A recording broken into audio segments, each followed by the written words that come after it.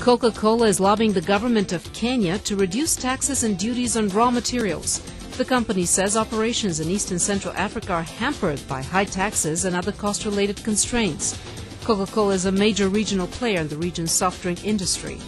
New attacks on flow stations in the Niger Delta are forcing company Shell Petroleum to shut production of some 170,000 barrels of oil per day. Shell could issue a force majeure on oil exports if it's unable to deliver, according to contract. The Holiday Inn says it's opening its first branch in South Africa in Johannesburg's southwestern townships. The hotel, which will be located in Johannesburg, will be the first four-star hotel in the area. Hello again, you're watching Inside Africa from the Lesedi Cultural Village just outside of Johannesburg. Desert sands, beaches, ancient ruins and excellent cuisine.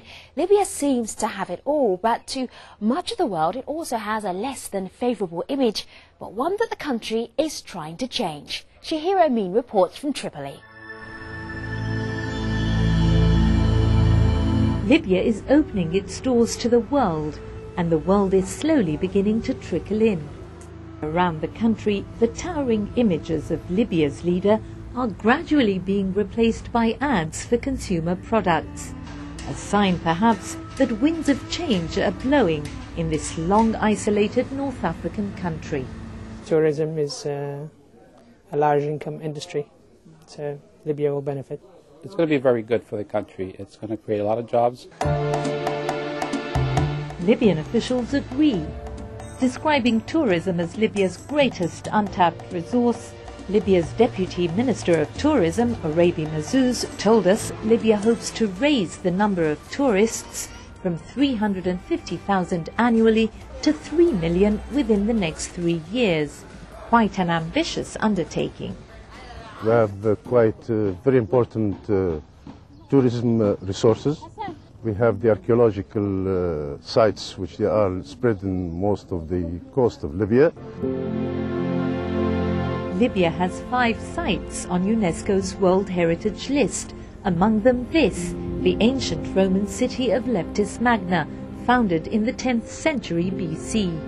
I heard a lot about the history of Libya, and because of my Greek origins, I was interested to come and see all the archaeological sites. And looking around here, it looks amazing how well preserved the places are. Still, we think about Libya like a country of oil and desert, but people that like to travel, they know that Libya is a very beautiful country to visit. Besides well-preserved Roman and Greek ruins dating back thousands of years, Libya also offers visitors sun-drenched beaches and desert safaris. Despite Libya's efforts to promote tourism, it may be a while yet before the tourists start flocking to Libya. The lack of adequate infrastructure to support the country's fledgling tourism industry is one reason.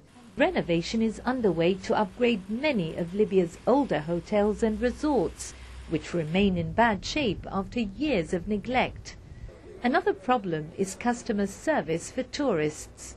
Credit cards are still not widely accepted, and only a handful of shops carry this welcome sign, familiar in most other tourist hotspots. Some visitors, such as this group from New Zealand enjoying a traditional meal of stuffed squid, also complain of problems getting into the country.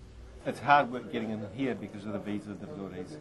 Getting a visa takes a long time. But the biggest obstacle to growth in tourism may be Libya's poor human rights record and its reputation as a pariah state. The question is whether, or for how long, they will outweigh Libya's many charms. For Inside Africa, Shahira Amin, Tripoli, Libya. Africa has a lot to offer visitors, but as you've just seen, there's still room for improvement. Earlier we spoke to an expert about the status and future of African tourism. I think ecotourism is driving the majority of the growth in Africa. It's the interest in nature, it's the interest in the people, and investors, countries, national tourist boards are all really seeking to tap into that. It's a huge demand in the West, and it's a great asset that is basically free in many ways in many of these countries, and they're trying to make the most of that. If there's an undiscovered gem or an undiscovered region in Africa as far as potential for tourism is concerned, where would you point your finger at?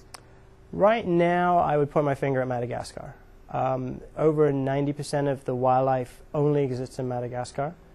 The country has tripled its protected area network, and they're trying very hard to develop a thriving ecotourism industry. The industry, the government, the people are really trying to get behind this drive. And we've seen a doubling of visitor numbers into Madagascar in the last 3 years alone.